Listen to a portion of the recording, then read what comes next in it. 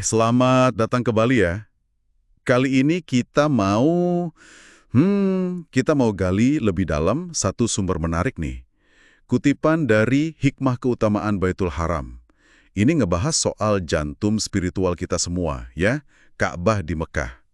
Kita coba bedah bareng-bareng deh, makna, keutamaan, sama sejarahnya yang, wah, panjang banget itu. Sumber ini kan langsung merujuk ke Al-Quran ya, Surat Ali Imran ayat 96 sampai 97. Disebut di situ, kalau Ka'bah itu rumah ibadah pertama yang dibangun untuk manusia. Tempat orang dari mana-mana nyembah Allah. Betul, betul. Dan ayat itu juga menggarisbawahi ada tanda-tanda nyata di sana. Kayak makam Ibrahim ya kan, tempat Nabi Ibrahim berdiri pas bangun Ka'bah itu. Terus yang juga krusial banget, jaminan keamanan bagi siapa aja yang masuk ke sana. Nah ini landasan penting banget buat kita paham kenapa tempat ini begitu sakral dalam Islam. Oke, coba kita kupas lagi nih keutamaannya. Selain rumah ibadah pertama, terus ada makam Ibrahim tadi. Soal jaminan keamanan ini kok kayaknya ditekankan banget ya. Ada cerita lama gitu kan, soal pembunuh yang tetap aman aja selama dia di dalam tanah haram.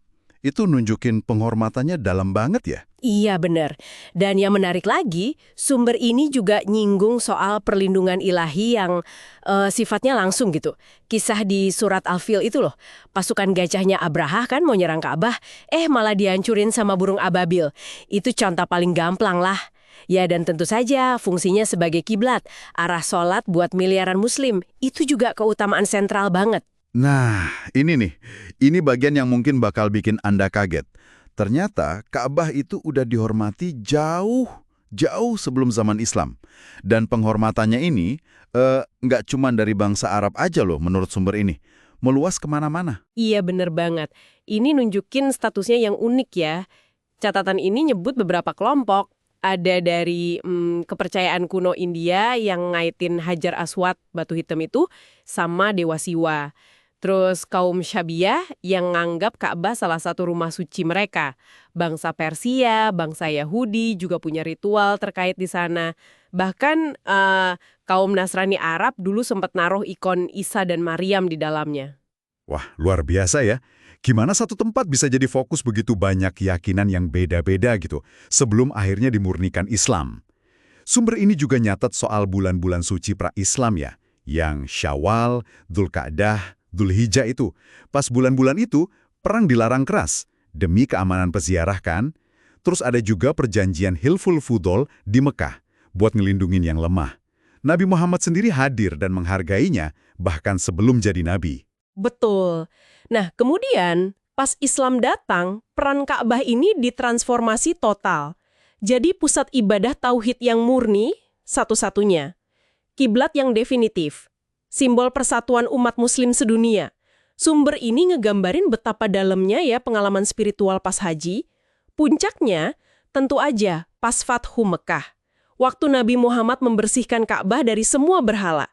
Sambil mengutip surah Al-Isra ayat 81 itu, yang benar telah datang dan yang batil telah lenyap. Sekaligus negasin lagi kesucian Mekah. Tapi sejarah fisik bangunannya sendiri nggak diam aja ya, nggak statis gitu. Sumber ini nyatet ada beberapa momen rekonstruksi penting. Bahkan ada kontroversi juga ya, kayak renovasi oleh Abdullah bin Az-Zubair setelah rusak, terus diubah lagi sama Al-Hajjaj di zaman Umayyah. Katanya khalifahnya nyesel ya. Iya, ada riwayat begitu. Terus ada juga kisah menarik soal Khalifah Harun ar-Rasyid dari Abbasiyah. Beliau ini pengen renovasi lagi, balikin ke bentuk bangunan Ibnu Az-Zubair. Tapi Imam Malik ngasih nasihat tegas banget. Bilang gini, jangan jadikan rumah Allah ini mainan para raja. Wah, itu. Dalam banget ya nasihat Imam Malik itu, menegaskan kesucian Ka'bah di atas segalanya. Terus ada renovasi gede lagi kan, setelah banjir besar tahun 1040 Hijriyah atau 1630 Masehi. Di era Utsmaniyah itu, sampai manggil ahli dari Mesir segala ya. Termasuk buat nyatuin lagi Hajar Aswad yang sempat retak itu. Betul. Nah, selain faktor alam kayak banjir, Ka'bah juga menghadapi ancaman dari manusia. Sumber ini nyatat beberapa upaya, mulai dari Raja Himyar yang mau nyerang tapi untungnya dicegah penasihatnya. Ada suku Khatafan yang coba bikin tandingan Ka'bah tapi gagal juga. Terus ya jelas Abraha dengan pasukan gajahnya. Yang paling mengerikan mungkin serangan sekte Karamitah ya, yang dipimpin Abu Thohir. Itu mereka bantai jamaah haji terus nyuri Hajar Aswad. Dibawa kabur bertahun-tahun itu batunya. Ada juga dugaan upaya perusakan Hajar Aswad yang katanya didalami Al-Hakim bi Amrillah dari Mesir. Jadi kayak ada pola ya kalau kita lihat catatan sejarah ini.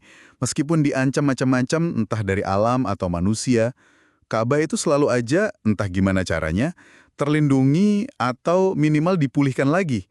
Ini kayak nguatin lagi gagasan soal penjagaan ilahi yang kita bahas di awal tadi ya. Iya bener banget, kayak ada benang merahnya gitu. Kasih gambaran kalau tempat ini tuh kesuciannya diakui secara luas banget, bahkan melintasi batas-batas satu keyakinan aja. Jauh sebelum Islam datang untuk memurnikan perannya itu. Nah, sebagai pemikiran penutup nih buat Anda renungkan di rumah. Gimana ya sebuah struktur fisik, sebuah tempat gitu, bisa mempertahankan status sakralnya yang begitu mendalam selama ribuan tahun loh. Padahal melintasi berbagai sistem kepercayaan, selamat dari berbagai ancaman fisik juga. Ini mungkin nunjukin sesuatu yang fundamental banget ya, tentang kebutuhan kita sebagai manusia. Kebutuhan akan jangkar spiritual, dan juga kekuatan simbol yang bisa bertahan melampaui zaman. Mungkin itu ya. Bisa jadi, bisa jadi. Sesuatu yang patut direnungkan memang. Oke deh. Sampai jumpa di penelusuran mendalam kita berikutnya ya.